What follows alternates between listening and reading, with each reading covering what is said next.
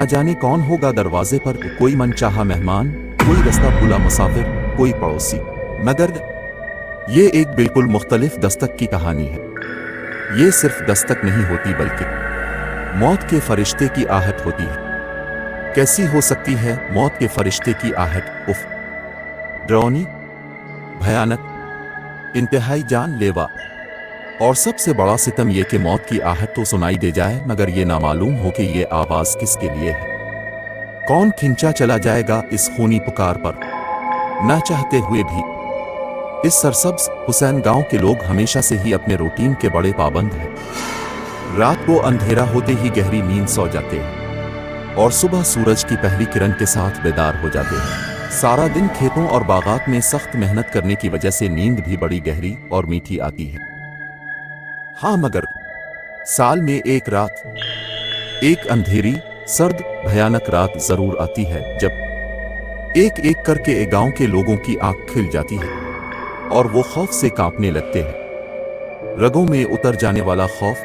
पिछले 25 सालों से हर साल ये रात एक मर्तबा जरूर आती है जब सख्त सर्दी पड़ती है, कोहरा फैलता है, रात में बारिश होती है, जब दो दो कंबल ओढ़कर भी हाथ पीर बर्फ बने होते हैं। तब अचानक आधी रात के बाद गांव की गलियों में, कच्ची पकी सड़कों पर एक आवाज उभरती है, ठक ठक ठक, लकड़ी की आवाज, जैसे कोई लकड़ी के सहारे चल रहा हो। देर तक लकड़ी की आवाज मुख्तलिफ गलियों में गूंजती है।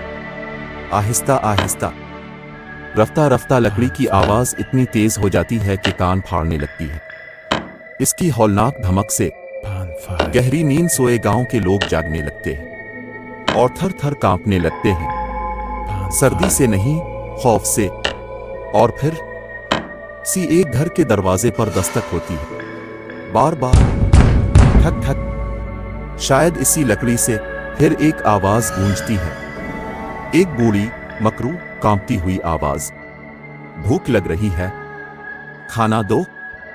कैसी होती होगी मौत के फरिश्ते की आवाज, शायद कोई नहीं बता सकता। लेकिन वो खूनी आवाज जिस किसी ने भी सुनी, उसको यकीन हो गया कि मौत के फरिश्ते की आवाज बिल्कुल ऐसी ही होती है। और वाकई जिस जिस घर के दरवाजे पर वो दस्तक होती, थोड़ी देर में इस घर की किसी फर्द की मौत वाक़ई हो जाती। अचानक, या तो छत से गिरकर, या सांप के काटने से, या फिर वैसे ही। ना जाने क्यों 25 सालों में 25 लोग इस खूनी दस्तक का शिकार बन चुके थे और ना जाने ये सिलसिला कब तक चलना था। कहते हैं सबसे बुरी मौत वो होती है जो भूख की वजह से हो। इसमें जान फौरन नहीं निकलती बल्कि आहिस्ता आहिस्ता निकलती है, अजियत दे देकर, जिस्म के एक एक उज़्व से इतना तड़पा करके लगता है मौत एक बार नहीं बार बार आ रही हो। इस गांव के लोग बड़े प्यारे थे, मेहनती, जफाकश मर्द, खेतों और बागों में काम करते थे। मगर गोरे खूबसूरत लोगों में एक बात मुश्तरक थी, हमेशा से ही सबके दिल बहुत तंग थे। जी हां, सबके। ना जाने क्यों गुलजाना बीबी बेचारी के सिर्फ नाम में ही दिल था, बाकी तो पूरी जिंदगी कांटों से भरी पड़ी थी। जब पैदा हुई तो मां को अपनी आंखों पर यकीन नहीं आया। 3 चांद जैसे खूबसूरत बच्चों के बाद ये इतनी काली रात जैसी चौथी बेटी। खैर, खुद पर कंट्रोल करते हुए किसी उम्मीद के तहत उसने बच्ची का नाम गिलजाना रख दिया। चंद साल की ही थी जब सहेलियों के साथ आंख मिचौली खेलते हुए पीर में शीशा घुस गया।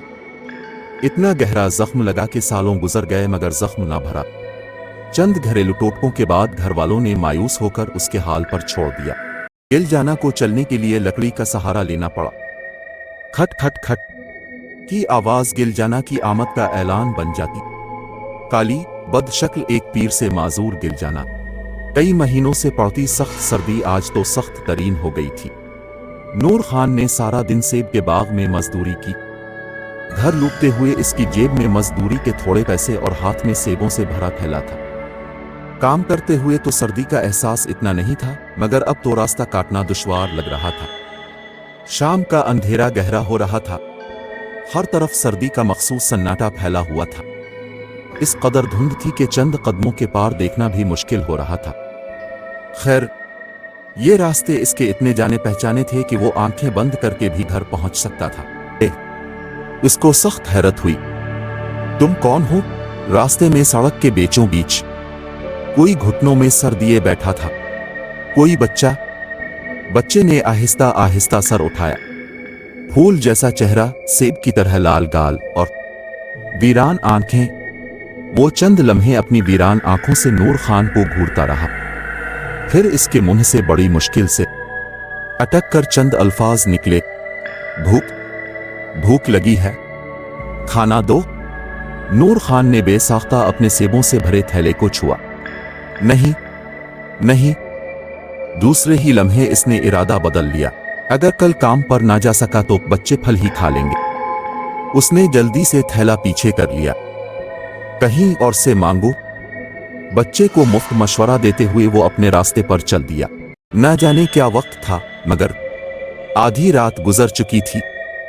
रात सर्द थी, अंधेरी थी और हैबतनाक थी। गिरती पुआर शायद थम गई थी। दौर से आती ट्रेन की आवाज ने सन्नाटे को चंद लम्हों को तोड़ दिया, मगर माहौल को मजीद डरावना कर दिया। अचानक पत्थरों से बने रास्तों पर एक आवाज गूंजने लगी। हक हक हक, जैसे कोई लकड़ी के सहारे चल रहा हो। रफ्ता रफ्ता, आहिस्ता आहिस्ता आवाज तेज होती गई। इतनी तेज के कान फाड़ने लगी। लोगों की आंख खिलने लगी और दिल धड़कने लगे शदीद खौफ से। ऐसा लग रहा था जैसे लकड़ी की आवाज नहीं आ रही हो, मौत का बिलो आ रहा हो। देर तक आवाज मुख्तलिफ गलियों में गूंजती रही। लोगों की सांस सीनों में घटती रही। फिर एक दरवाजे पुरजोर से दस्तक हुई, बहुत जोर से। घर वालों पर सकता तारी हो गया। दिल खौफ से फटने वाले हो गए, सिवाय नूर खान के। कौन है? उसने जोर से पूछा। भूख लगी है, खाना दो। एक मकरू भयानक आवाज सुनाई दी। नूर खान जैसे नींद में चलता हुआ दरवाजे की तरफ बढ़ने लगा। वो नौरे, रुक जा बेटा, रुक जा। इसके बाप ने घबरा कर उसे रोकना चाहा, मगर नूर खान तो जैसे ट्रांस में आ चुका था।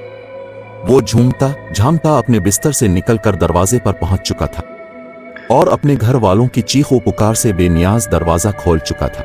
मगर दरवाजा खुलते ही इसकी मदहोशी यकलख्त खत्म हो गई।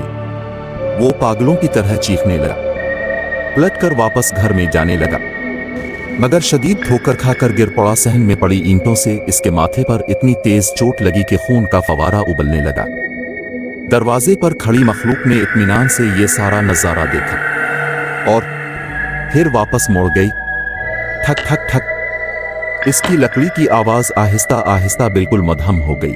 बाबा, नूर खान की बीवी ने जोर जोर से रोते हुए नूर खान के बाप को आवाज दी, जो सकते के आलम में खड़ा का खड़ा रह गया था। दिल जाना इसको अपने साथ ले जा चुकी है। वो जब किसी का दरवाजा बजाती है तो इसको साथ लेकर ही जाती है। कभी अकेली वापस नहीं जाती, कभी भी नहीं। दिल जाना गरीब की जिंदगी में कांटे ही कांटे थे। इसकी दोनों खूबसूरत बहनों और भाई की शादी हो गई। सब अपनी जिंदगियों में मगन हो गए। दिल जाना जब तक छोटी और न समझ थी, इसको अंदाजा नहीं हुआ कोई इसको पसंद नहीं करता। मगर वो जैसे जैसे बड़ी होती गई, इसको एहसास होता गया कि सब इसको जैसे अछूत समझते हैं। जब तक माँ बाप का साया सर पर था, धूप इतनी कड़ी नहीं थी, मगर जब वो दोनों दुनिया छोड़ गए तो जैसे सूरज सवा नेज़े पर आ गया। सबसे बड़ा मसला, भयानक मसला था रोटी, को 2 वक्त की रोटी। दिल जाना अपने मोहल्ले की औरतों के घर कामकाज में उनकी मदद करने लगी, जिसके बदले में इसको खाना मिल जाता था। दिल जाना के पीर का जख्म पूरी टांग पर फैल गया था। वो बेचारी खड़े होने तक से मोहताज हो गई थी, काम किया खाक करती। इससे चला फिरा बिल्कुल नहीं जाता था, मगर भूख, शदीद दर्द को हरा देती और वो खड़ी हो जाती और लकड़ी घसीटती हुई किसी न किसी घर का दरवाजा बजा देती। दिल जाना की दोनों बहनें इत्तेफाकना बहुत दूर ब्याही हुई थी, वरना शायद ये कहानी ना बनती। भाई उसका सगा था, मगर भाभी गैर और बदलिहाज। इसको गिल गाना से चढ़ थी और उसकी लाठी की आवाज से नफरत। وہ سخت وہمی بھی تھی۔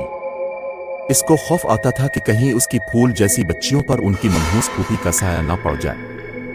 گل جانا بیچاری محلے کے غیر لوگوں سے کھانا مانگ لیتی تھی، مگر اپنے سگے بھائی کا دروازہ بجاتے ہوئے اس کو خوف آنے لگا تھا۔ بھابھی کی گھورتی آنکھیں اس کو اندر سے مار ڈالتی تھیں۔ پھر برسوں پہلے ایک سال شدید سردی پڑی۔ شاید سردی نے کئی ریکارڈ توڑ ڈالے تھے۔ ایک بھیانک اندھیری رات کا ذکر ہے۔ گل جانا اپنی کوٹری میں تنہا، بیمار، بھوکی پڑی تھی۔ اس کو 2 دن سے تیز بخار تھا اور ٹانگ میں جان لیوا درد ہو رہا تھا۔ کسی کو اس کی فکر نہیں تھی۔ نہ کسی کو اتنی توفیق ہوئی کہ سوچے ایک معذور بوڑھی عورت کس حال میں ہے۔ گل جانا کو سردی اور بیماری سے بڑھ کر ایک احساس ستا رہا تھا، بھوک کا احساس، خالی پیٹ ہونے کا احساس۔ وہ ہمت کر کے اٹھی، اپنی زندگی بھر کی وفادار ساتھی اپنی لاٹھی کو پکڑا اور باہر نکل گئی۔ نہ جانے اس نے کتنے دروازوں پر دستک دی، کچھ حساب نہیں ہے۔ گاؤں والے تو بے خبر سوتے رہے۔ صبح جب گل جانا کے بھائی کی آنکھ کھلی تو وہ اس کے دروازے کے آگے گری ہوئی تھی اور ہر تکلیف سے بہت بہت دور جا چکی تھی۔ نہ جانے اس نے اپنے بھائی کا دروازہ بجایا بھی تھا یا بھابھی کے ڈر سے ہمت نہیں ہوئی تھی، کوئی نہیں بتا سکتا۔ ہاں لیکن یہ سب کو اچھی طرح یاد ہے۔ حفظ ہے کہ پورے 25 سالوں سے ہر سال ایک خوفناک سرد رات کو کسی گھر کے دروازے پر دستک ہوتی ہے۔ گھر کا کوئی ایک فرد سب کے روکنے پکڑنے کے باوجود جیسے نشے میں، نیند میں جھومتا ہوا دروازے پر پہنچ جاتا ہے اور دروازہ کھول دیتا ہے، اور دروازہ کھلتے ہی جیسے ہوش میں آ جاتا ہے اور پاگلوں کی طرح چیختا ہے۔ اپنی مخصوص لکڑی سے ٹیک لگائے وہ اطمینان سے کھڑی ہوتی ہے۔ چند لمحے دروازہ کھولنے والے کی آنکھوں میں آنکھیں ڈالے وہ مسکراتی رہتی ہے، بھیانک مسکراہٹ، اور پھر پلٹ کر گلیوں میں کھٹ کھٹ کرتی گم ہو جاتی ہے۔ 25 سالوں میں کون کون دستک کی صدا کا شکار بن چکا تھا۔ نور خان، دریا خان، ستارہ بی بی، پری گل، اور ہاں، سب سے پہلا اور اہم نام تو رہ ہی گیا، شمع، گل جانا کی بھابھی۔